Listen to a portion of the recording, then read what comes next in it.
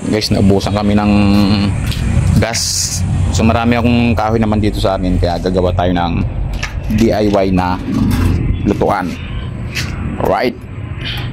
So yun guys, muna gagawin natin ay bubutasan natin to. Tapos lalagyan natin ng lupa, yung ilalim. Ito na yung magiging salangan niya ng kaldero.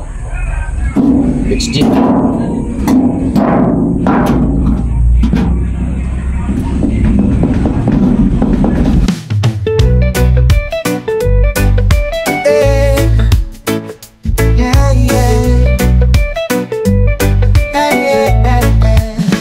Yan si Katribo, simple lang pero maasahan sa hirap at ginhawa. Apat na kaibigan na handa kang damayan. Oh, yan si Katribo, simpleng tao sa lahat man sa yaman, pero kodot ang puso'y nagliliwanag. Pagkakaibigan na walang alinlangan. Oh, yan si Katribo, yan si Katribo. Ayos na guys ang ating DIY na kalan.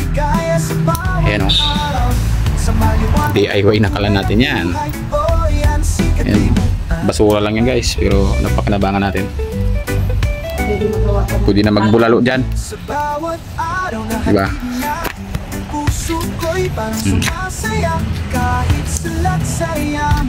Walang gasol, no problem. Tunay na kaibigan, hindi matitinag. Kahit anong unos siya'y laging nandyan. Kahit mahirap buhay ay laging tapang. Oh, yan si Katribo, yan si Katribo, handang mabigay kahit konting ligaya sa bawat araw. Sa maliwanag at makulay na buhay. Oh, yan si Katribo. Oh, oh. Hey, hey, hey. Hey, hey, hey, hey. Tunay na kaibigan, hindi matitinag.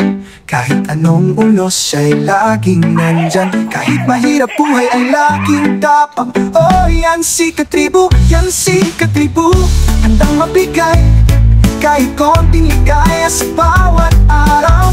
Sa maliwanag at makulay na buhay. Oh, yan si Katribo.